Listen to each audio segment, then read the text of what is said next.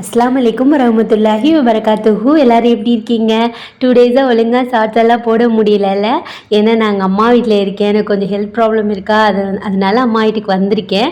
Health ப்ராப்ளம்னா பல்லு வலி ப்ராப்ளமாக இருக்குது, அதை வந்துட்டு சரி செஞ்சுட்டு போயிடணும். ஒரு சிஸ்டர் சொல்லியிருந்தாங்க, காதுக்கு பின்னாடி சால் போடாதீங்க சிஸ்டர், ஸ்கார்ஃப் மாதிரி கட்டுங்கன்னு. இன்ஷால்லா ட்ரை பண்ணுறேன், எனக்கு அந்த மாதிரி வராது, அதனால தான் இந்த மாதிரி நான் போடுறேன். இன்றைக்கி நான் வந்துட்டு இது ஒரு ஈவினிங்காக எடுத்த விலாக் தான், ஆல்ரெடி பார்த்துருப்பீங்க. பிரியாணி சாப்பிடணும்னு ஆசையாக இருந்துச்சு. இப்போ வந்து கிளைமேட் வந்துட்டு அப்பப்போ சேஞ்ச் ஆகுதுல்ல, நல்ல மழை பெய்யுது ஈவினிங் டைமில், சூப்பராக இருக்குது சென்னையே.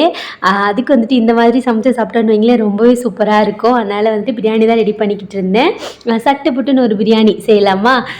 எண்ணெய் ஊற்றிட்டு 2 பெரிய வெங்காயம், இஞ்சி பூண்டு பேஸ்ட்டு அதெல்லாம் போட்டுட்டேன். எப்பயும் போல தான் தக்காளி, நம்ம வீட்டில் தயிர் இன்றைக்கி இல்லையா, சரி பரவாயில்ல தயிர் ஊற்றாமல் செய்யலான்னு சொல்லிட்டு செஞ்சுக்கிட்டு இருந்தேன். சிக்கன் கொஞ்சமாக நைட்டுக்கு மட்டும் தானே, அதனால் சிக்கன் கொஞ்சமாக மிளகா பொடி, கரம் மசாலா எல்லாம் போட்டு நல்லா மிக்ஸ் பண்ணியாச்சு. இது நல்லா கொஞ்சம் எண்ணெய் பிரிஞ்சு வந்ததுக்கப்புறமா தண்ணி அளந்து ஊற்றி செய்வோம்ல, அந்த பிரியாணி தான் ரெடி பண்ணிக்கிட்டு இருந்தேன். லெமன் வந்துட்டு அவ்வளோவா நான் ஊற்ற மாட்டேன், சரி இன்றைக்கி நம்ம தயிர் ஊற்றலையே, அதனால் லெமன் கொஞ்சோன்னு ஊற்றிட்டு எண்ணெய் நல்லா கொஞ்சம் லைட்டாக பிரிஞ்சு வந்ததுக்கப்புறமா ஒரு கப் அரிசி எடுத்திருந்தேன்னா அதுக்கு 1.5 கப்பு தண்ணி ஊற்றிட்டு கொதிக்க விட வேண்டியது தான். அதுக்குள்ளே பார்த்தீங்கன்னா அப்படின்னு தங்கிட்டு ஒரு ஆர்டர் போனாங்க போல இருக்குது. நல்லதாக போச்சு, அவங்கள்ட்டே கொஞ்சம் தயிர் வாங்கிட்டு வர சொல்லலாம். தயிர் பிரியாணியில் ஊற்றலைனாலும் தயிர் பச்சடிக்கு வேணும்ல. அப்புறம் துணியெல்லாம் காய போடணும், அந்த மாதிரி குட்டி குட்டி வேலை இருக்குது. இது பார்த்திங்கன்னா ஃப்ரைடே ஈவினிங் எடுத்த குட்டி விலாக் தான். தயிர் ஊற்றாமல் கூட பிரியாணி செம்ம டேஸ்ட்டாக வந்துருந்துச்சு. நீங்களும் கண்டிப்பாக ட்ரை பண்ணி பாருங்கள்.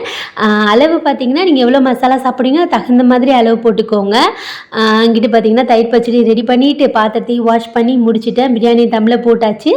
கொஞ்சம் நேரத்துக்கு அப்புறம் வந்துட்டு நான் இந்த ஸ்டேஜில் தான் பார்த்திங்கன்னா தம்மில் போடுவேன். தண்ணியெல்லாம் நல்லா வற்றி வரும்ல, அப்போ சரிசமமாக்கிட்டு அடுப்பை நல்லா லோ ஃப்ளேமில் வச்சுட்டு ஒரு 10 மினிட்ஸ் விட்டுருவேன்.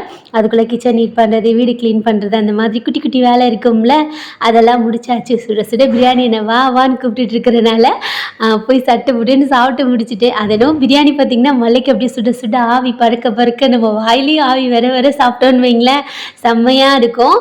அப்படியே அஃப்ரா குட்டிக்கு வெளியில் வச்சே சாப்பாடு ஊட்டி முடிச்சாச்சு. வெளியில் பட்டாசு வெடிச்சாங்கன்னு மேடம் பயந்துட்டாங்க.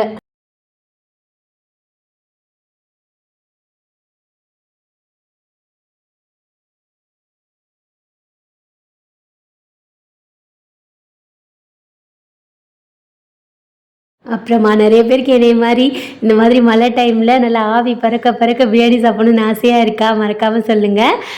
மறுபடியும் பார்த்திங்கன்னா மழை ஸ்டார்ட் ஆயிடுச்சு. அப்படின்னத்தான் பாவம் நல்லா நனைஞ்சிட்டு வந்துட்டாங்க. ரெயின் கோட் போட்டு போக வேண்டியதானேன்னு சொல்லி திட்டிக்கிட்டு இருந்தேன். உள்ளக தான் இருந்துச்சு, எடுத்து போட கொஞ்சம் கஷ்டமாக இருந்துன்னு சொல்லிட்டு இருந்தாங்க.